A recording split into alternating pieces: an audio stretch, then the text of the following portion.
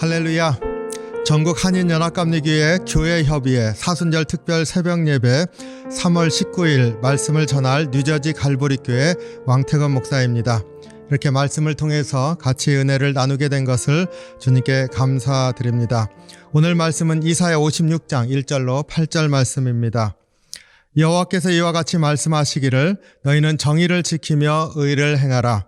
이는 나의 구원이 가까이 왔고 나의 공의가 나타날 것임이라 하셨도다.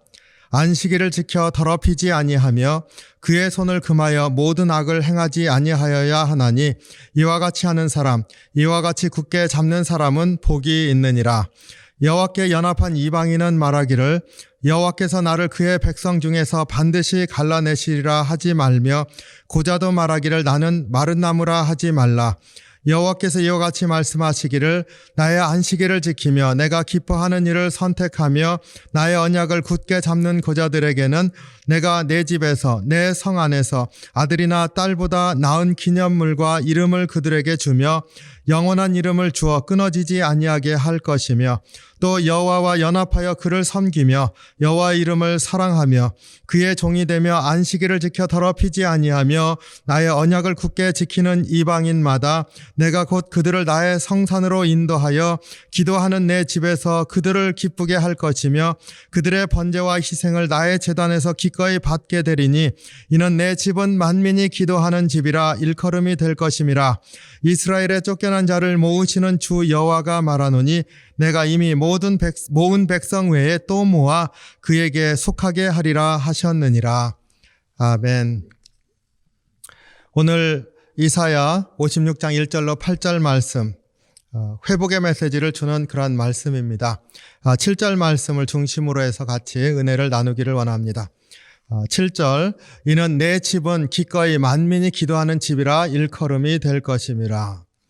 교회가 만민이 기도하는 집이라. 우리가 이 말씀 많이 암송하고 또 교회마다 표어로도 쓰는 그러한 귀한 말씀입니다. 교회 회복을 우리가 생각할 때마다 이 말씀 많이 떠올리게 됩니다. 오늘 이 말씀 같이 본문에 근거해서 말씀을 나눌 때 두 가지 메시지를 묵상하기를 원합니다. 첫 번째는 교회 회복을 생각할 때 가장 먼저 생각해야 할 것이지요. 거룩함을 회복하라. 내 집은 만민이 기도하는 집이다. 우리에게 이 말씀이 익숙한 이유는 예수님께서 성전을 정화하시면서 성전이란 만민이 기도하는 집이다. 내 집은 만민이 기도하는 집이다. 마가복음과 마태복음을 통해서 우리에게 전해주는 그 말씀 때문인 줄로 압니다. 이사야 선지자는 이 말씀을 이스라엘 백성에게, 하나님 백성에게 이 말씀을 들을 때쯤에는 남유다겠죠. 유다 백성에게 특별히 포로로 잡혀갔다 돌아올 때에 참으로 그들이 예루살렘에 귀환하고 성전을 회복하게 될 것이라고 하는 그러한 선포의 말씀입니다. 회복의 메시지로 우리가 이 말씀을 묵상할 때 회복을 선포했었던 선지자들의 말씀을 먼저 기억을 하면은 조금 대조가 될 것 같아요. 예레미야 선지자, 예레미야 29장에 나오는 그 회복의 메시지가 우리에게 가장 많이 알려진 그러한 말씀인 줄로 압니다. 처음 1차 포로로 잡혀가는 그 백성들에게 편지를 써서 하나님의 말씀을 전했죠. 심판의 때가 지나가고 회복의 때가 올 때 하나님께서 너희들을 다 돌아오게 할 것이다. 하지만 그때까지 너희는 바벨론에 잡혀가서 아예 눌러 살듯이 결혼하고 가정을 이루고 자녀를 낳고 터전을 일구며 살라. 70년이 지나면 돌아올 것이다. 이렇게 하나님의 말씀을 전했습니다. 물론 이 말씀을 들은 그 포로로 잡혀간 유다 백성들이 분개했지요. 그래서 예레미야 선지자가 더 죽음의 위기에 내몰리기도 했습니다. 하지만 이 말씀은 성취가 됩니다. 이 말씀을 주셨을 때 예레미야 선지자를 통해서 하나님께서 우리에게 갖게 하시길 원하는 그런 말씀은 아마도 아무리 어려운 처지에 있다 할지라도 하나님 백성은 약속을 믿으면서 견디고 그리고 자기의 페이스를 지켜나가는 삶을 살라, 이렇게 우리에게 주시는 말씀인 줄로 압니다. 또 회복의 메시지 생각하면은 스가랴 선지자를 통해서 우리가 알 수 있는 것도 우리가 잘 기억하는 말씀 중에 하나입니다. 1차 포로로 잡혀간 다음에 이제 돌아오게 되지 않습니까? 1차 귀환을 하게 됐을 때 정말로 70여 년이 흐른 다음에 이제 돌아오게 되는데 스룹바벨 왕을 통해서 이루어진 1차 귀환은 곧 성전 재건을 시작을 하게 되지 않습니까? 그러면서 하나님의 약속의 성취, 이제 다시 돌아오게 하신 그 성취를 이루어 갑니다. 그 출발이 성전 재건인 것을 우리가 그 말씀을 통해서 알 수가 있습니다. 이렇게 회복의 메시지들이 예언서마다 많이 있습니다. 그런데 이사야 선지자가 내 집은 만민이 기도하는 집이다. 그 성전이 만민이 기도하는 집이 될 것이다. 이것이 예루살렘의 회복, 유다의 회복, 포로로 잡혀갔었던 그 백성의 회복의 메시지로 주셨다 했을 때 참 이러한 회복, 만민이 기도하는 집이다. 이 말씀을 선포하시면서 주시려고 했었던 그 회복을 우리가 묵상해 보기를 원합니다. 그 안에 큰 하나님의 마음이 담겨 있습니다. 우리 이 말씀할 때는 우리 그 만민이 기도하는 집이다 해서 교회가 기도하는 곳이다 이렇게 생각을 많이 합니다. 그런데 오늘 본문의 맥락에서 살펴보면은 그거보다 더 큰 약속이 있는 거죠. 기도하는 집이다라고 하는 그 기도하는 곳이라고 하는 것에 대한 가르침도 있지만 그거보다는 그 잃어버렸었던 것을 다시 회복시켜 주시는 하나님의 회복의 약속이 들어있는 그런 말씀입니다. 만민이 기도하는 집이다 이렇게 선포하심으로 하나님께서 우리에게 주시고자 했었던 회복은 어떠한 것인지 우리가 이것을 살펴보려고 하면은요, 사실 포로 후기에 포로로 잡혀갔었던 남유다 백성이 이제 돌아오지 않습니까? 아까 말씀드린 것처럼 스룹바벨 왕과 함께 또 성전 재건도 하고, 그런데 우리 느헤미야서까지 쭉 이어지는 그 역사를 보면은 한 90여 년을 혼란을 겪습니다.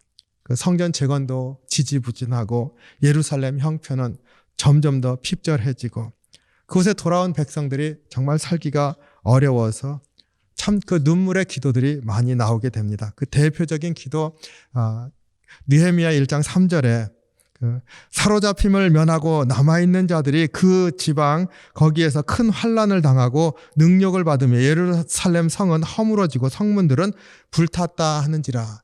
느헤미야가 이제 예루살렘을 방문하고 돌아온 사람으로부터 들은 그 예루살렘 당시의 모습입니다. 그러니까 벌써 오랜 세월이 지났는데도 불구하고 돌아왔어도 회복이 되지 않는, 정말로 모든 것들이 다 지지부진한 그리고 고단한 삶, 그러한 그 회복이 더디기만 그러한 처지에서 어려운 상황을 겪고 있었습니다. 이러한 상황을 생각해 볼 때 내 집은 만민이 기도하는 집이 될 것이다 하는 이 말씀이 어떤 의미에서 회복인지를 우리가 금방 이해할 수가 있습니다. 진정한 회복은 단순히 포로로 잡혀갔다가 예루살렘으로 돌아오는 것이 회복이 아닌 것이죠. 진정한 회복은 영적인 회복, 성전을 중심으로 해서 하나님을 바라보는 하나님 백성이 구별되는 삶으로 일어서는 회복, 바로 하나님 백성이 본 모습을 회복하는 것이야만이 사실은 진정한 회복이다. 그렇기 때문에 만민이 기도하는 집이 될 것이다. 바로 이러한 것이 회복의 본질을 이제 선포하는 것이라 믿습니다. 우리 예를 들어서 학계 선지자, 이제 나중에 성벽이 재건되고 이스라엘 백성들이 이제 다시 한번 하는 백성으로 서겠다고 했을 때 무엇을 합니까? 그 말씀을 읽지 않습니까? 그리고 말씀대로 사는 그러한 삶을 살겠다고 결단하지 않습니까? 그러면서 예루살렘에서의 새로운 삶을 시작합니다. 말씀 중심의 회복을 다시금 시작합니다. 이렇게 회복에는 반드시 구별됨의 회복이 있어야 된다. 하나님 백성으로 구별된 삶, 그것이 있기 전에는 진정한 회복이라 할 수 없다. 내 집은 만민이 기도하는 집이 되게 하시겠다는 이 말씀이 회복의 메시지인 이유는 하나님을 대면하는 곳이 생겨나고 하나님을 만나는 곳이 그 땅에 다시 일어나게 될 것이다. 이것이야말로 진정한 회복이다. 그러니까 거룩함의 회복이 있어야 될 것이라는 것을 선포하고 있습니다. 사실 성전의 본 모습이 무엇입니까? 우리 잘 알지 않습니까? 모세와 함께 이집트를 탈출한 백성들이 시내산에서 하나님으로부터 십계명도 받고 그 율법도 받습니다. 그때 성막을 짓지 않습니까? 다 완성한 다음에 여호와의 영광이 그 성막에 임했습니다. 이스라엘 백성도 두려워서 뒤로 물러났고 모세도 깜짝 놀라 뒤로 물러나지 않습니까? 그때 하나님께서 부르시죠. 이곳은 회막이라 부르겠다. 만남의 자리라 부르겠다.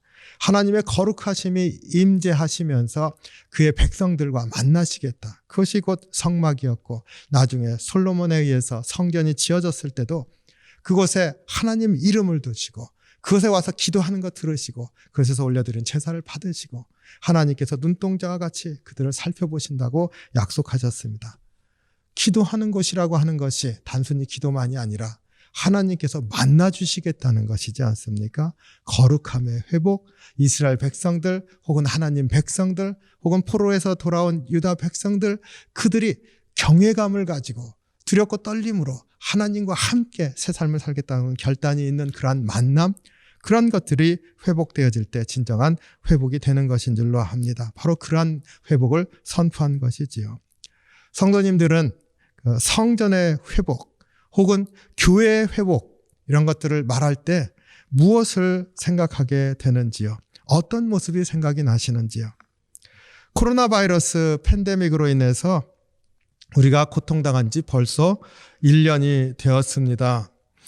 처음에 코로나 바이러스가 이제 확산되었을 때 참 죽음의 두려움이 확산된다 이런 생각을 하지 않았습니까? 예배는 어떻게 드리나 그랬는데 참 은혜롭게도 온라인을 통해서 예배를 드리고 소그룹도 그리고 회의도 이제 온라인으로 이렇게 할 수 있었습니다. 그리고 지금도 그렇게 계속되고 있습니다. 하나님께서 이런 어려움 가운데서도 우리를 만나주셨고 여전히 주님을 향한 마음을 가질 수 있도록 해주셨습니다. 참 은혜의 기간이기도 했던 것 같아요. 많이 힘들고 그리고 여전히 힘든 분들 많이 계시는 것 잘 알고 있습니다.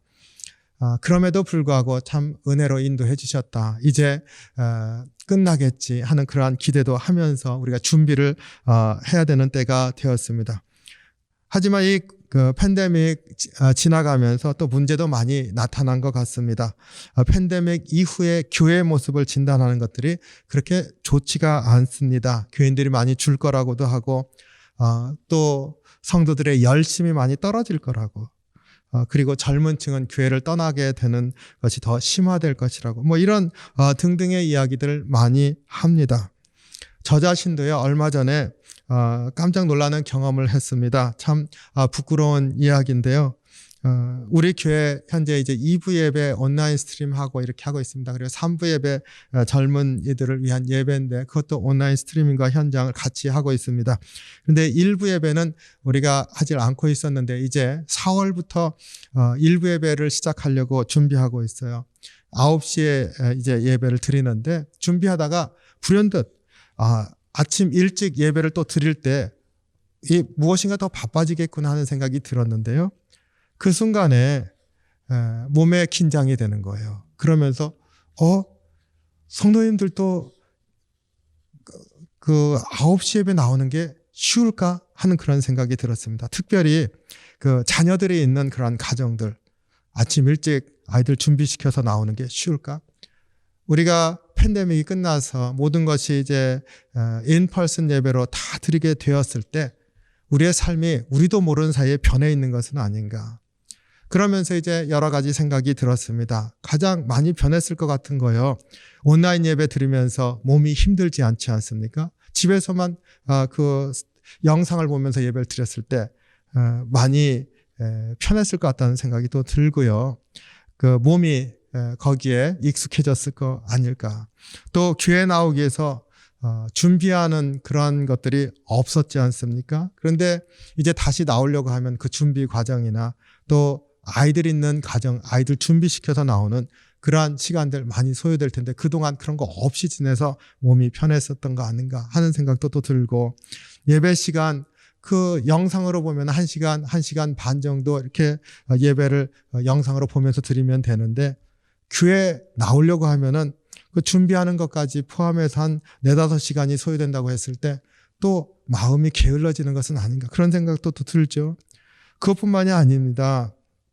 인간관계 어떤 분들은 또 이제 복잡하다 이렇게 생각하는 분들이 있을 것 같아요. 그러면 내가 힘들 때는 아유 안 나갈까 하는 생각도 금방 찾아올 것 같은 겁니다. 그렇지만 또 힘들고 어려울 때는 또 같이 나누고 싶기 때문에 또 모이게도 되고 그러면 오는 것, 안 오는 것 이런 것들을 막 그 자유롭게 선택하는 그러한 현상도 벌어지는 것 아닌가. 아마 열감은 굉장히 많을 것 같습니다. 우리도 모르게 변해버린 우리의 모습들 그리고 우리 성도의 삶의 모습들 공동체가 중요하다. 믿음으로 주님 앞에 나가는 것이 중요하다 했을 때 이러한 많은 변화된 것들로 말미암아서 교회를 바라보는 그러한 시선이 바뀌는 것은 아닐까.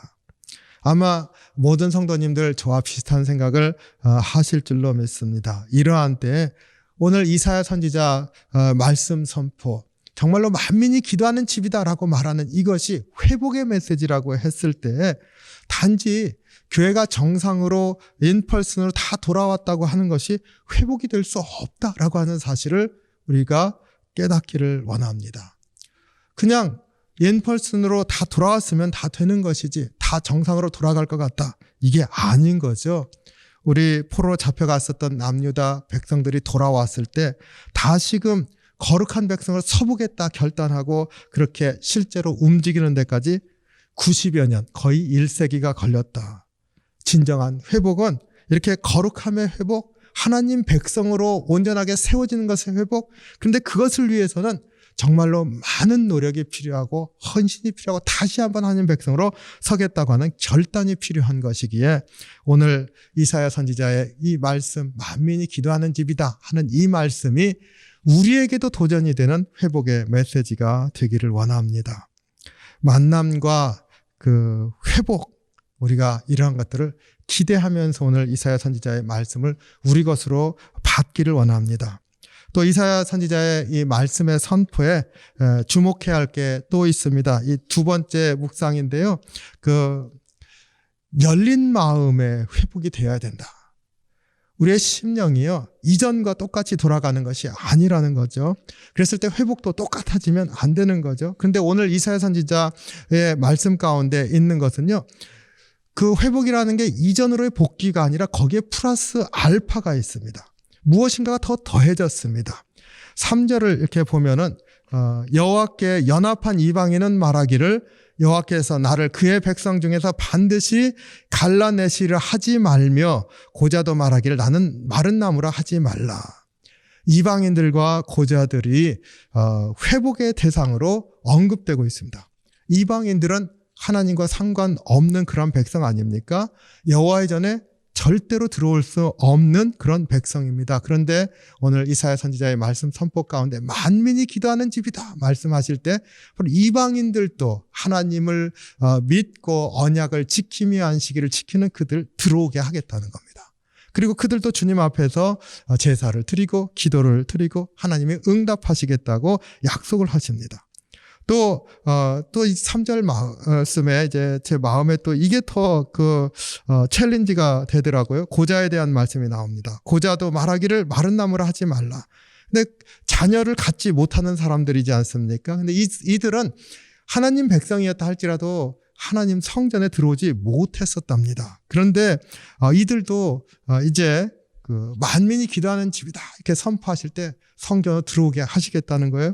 근데 여기에 보면은요, 더 이상 마른 나무라 하지 말라 이렇게 말하고 있습니다. 그래서 제가 이걸 보면서 이제는 회복시켜 주시는데 그들에게도 자녀가 생기도록 하는 은혜를 주시려나, 그들의 간절한 기도가 자녀였을 텐데 그것에 대한 응답을 주시려나 이렇게 생각을 했는데요. 오늘 본문 읽어보면은 그렇지가 않습니다. 그들에게 일어나는 일은 5절이죠. 내가 내 집에서 내 성 안에서 아들이나 딸보다 나은 기념물과 이름을 그들에게 주며 영원한 이름을 주어 끊어지지 아니하게 할 것이며, 그들의 기도를 직접 응답하시는 것이 아니라 다른 것을 주십니다. 그들에게 더 기쁜 것을 일으켜 주시는데 기념물과 그들의 이름을 주겠다. 그들의 기도에 응답하는데 그 응답의 방식이 다른 겁니다. 해결의 지점이 달라졌습니다.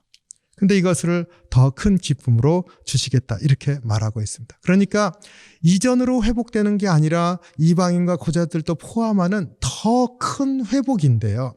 더 큰 회복일 뿐만 아니라 거기에 하나님께서 응답하시는 것도 이전에 사람들이 이것을 구하면 거기에 이렇게 응답하시는 것이다 생각했었던 것보다 더 큰 넓은 다른 일들도 일으키심으로 응답하시는 그러한 은혜가 있다 이렇게 가르쳐 주고 있습니다. 그렇기 때문에 회복이라는 것을 생각할 때 우리가 다른 더 큰 것들을 살펴볼 수 있어야 될 줄로 믿습니다.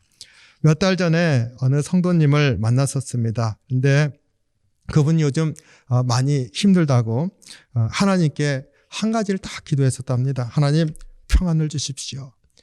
하나님께서 그 정도 응답이야 해주시지 않겠는가. 그런데 돌아보면 응답하시지 않는 것 같더라는 거예요. 그러면서 점점 힘들어지고 우울증도 생기고 그래서 의사를 만나서 아주 간단한 거였기 때문에 약 처방을 받고 그리고 이제 괜찮아졌답니다. 그러면서 이제 마음에 시험이 든 거예요. 하나님 그 평안을 달라고 하는 이 기도가 그렇게 들어주실 수 없는 거였습니까?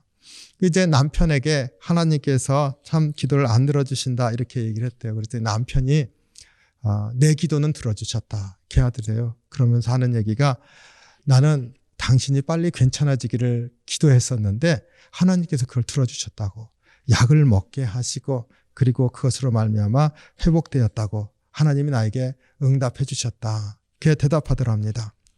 그렇지만은 그분은 그게 응답으로 그리고 은혜로 받아들여지지가 않았습니다. 남편 그 말이 하나님 응답일까 아니면 남편의 합리화일까 뭐 이런 것들인 거죠. 여러분은 어떻게 생각하십니까? 근데 제가 그 얘기를 들으면서 참 마음이 아프셨겠다는 생각도 들고 이제 앞으로 같이 기도하면서 같이 생활하자고 그런 얘기를 나눴습니다. 그러면서 저한테는 또 두려움과 또 같이 동반해 가면서 또 주님 안에서 같이 나누었으면 좋겠다. 영적인 그런 부담이 생겼습니다. 그러면서 한편 제가 오늘 본문 보면서 생각이 드는 게 내가 영적 부담을 갖는다는 것도 그분에게 기도 응답일 수 있겠구나. 우리가 알지 못하지만 하나님께서 계획하시는 것 안에서 이루어 가시는 그러한 응답의 길들이 있구나. 제가 이러한 부담을 가지고 그 성도님의 대화를 기억했습니다. 제가 이 말씀을 나누기를 원하는 이유는 이제 오늘 이사야 선지자의 그 만민이 기도하는 집이다. 회복의 메시지라고 했을 때 이 회복의 의미를 우리가 깨닫길 원합니다. 영적인 회복, 거룩함의 회복, 하나님 백성으로서의 회복, 하나님 자녀로서의 회복 그것이 일어나길 원합니다. 거기에 더하여서 더 큰 일, 더 넓어진 마음 많은 이들이 주님 앞에 나오고 이전에 영적인 은혜라고 봤던 것보다 더 넓은 의미의 영적인 역사들이 있어서 하나님께서 새 일을 우리를 통해서 이루기를 원합니다. 성도님들도 이제 교회가 회복되어지기를 위해서 기도하시고 또 기도하실 때 나에게 주시는 영적인 부담 내가 또 주님께서 나를 사용하시길 원하시는 그러한 길들을 바라볼 수 있는 눈뜸의 역사가 있길 원합니다. 그래서 정말로 하나님께서는 이제 이 시대 교회를 통해서 새 일을 일으키시고 또 하나님께서 교회를 회복시키시고 하나님 백성들을 회복시키시고 우리의 삶을 회복시키시는 그런 놀라운 은혜가 있는 귀한 삶이 되기를 소원합니다. 만민이 기도하는 집이다. 우리에게도 이사야 선지자의 말씀을 통해서 회복으로 선포되어진 역사가 있는 귀한 하루가 되시기를 주님의 이름으로 축원합니다.